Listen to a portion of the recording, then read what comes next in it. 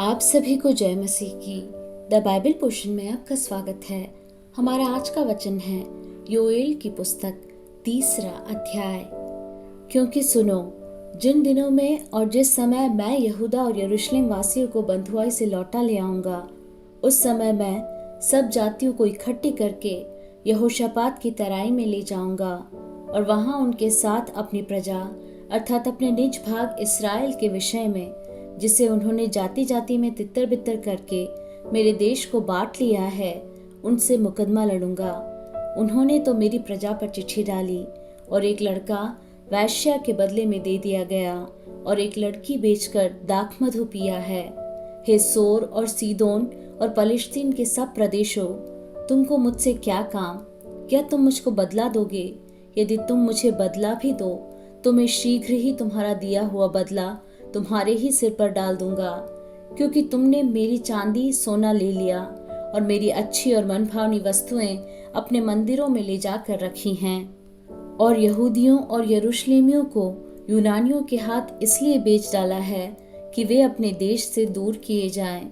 इसलिए सुनो, मैं उनको उस स्थान से जहां के जाने वालों के हाथ तुमने उनको बेच दिया बुलाने पर हूँ, और तुम्हारा दिया हुआ बदला तुम्हारे ही सिर पर डाल दूंगा। मैं तुम्हारे बेटे बेटियों को यहूदियों के हाथ बिकवा दूंगा और वे उनको शबाइयों के हाथ बेच देंगे जो दूर देश के रहने वाले हैं, क्योंकि यहोवा ने यह कहा है। जाति जाति में यह प्रचार करो, युद्ध की तैयारी करो, अपने शूरवीरों को उभारो। सब योद्धा निकट आकर लड़ने को चढ़ें।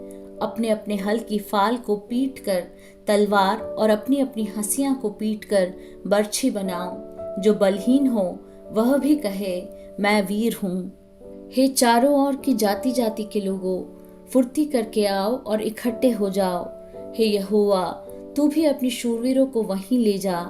जाति जाति के लोग उभर कर चढ़ जाएं और यहोशापात की तराई में जाएं, क्योंकि वहां मैं चारों ओर की सारी जातियों का न्याय करने को बैठूंगा। हंसुआ लगाओ, क्योंकि खेत पक गया है। आओ, दाख रौंदो, क्योंकि हौज भर गया है। रसकुंड उमड़ने लगे, क्योंकि उनकी बुराई बहुत बड़ी है।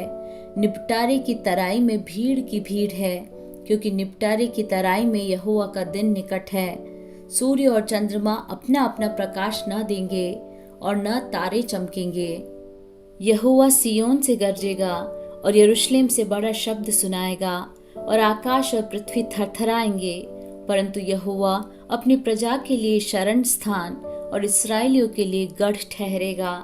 इस प्रकार तुम जानोगे कि यहोवा जो अपने पवित्र पर्वत सियोन पर वास किए रहता है, वही हमारा परमेश्वर है। यरूशलेम पवित्र ठहरेगा और परदेशी उसमें होकर फिर न जाने पाएंगे। उस समय पहाड़ों से नया दाखमधु टपकने लगेगा और टीलों से दूध बहेगा और यहूदा देश के सब नाले जल से भर जाएंगे। और यहोवा के भवन में से एक सोता फूट निकलेगा, जिससे शित्तीम की घाटी सींची जाएगी। यहूदियों पर उपद्रव करने के कारण मिस्र उजाड़ और एदोम उजड़ा हुआ मरुस्थल हो जाएगा, क्योंकि उन्होंने उनके देश में निर्दोष की हत्या की थी।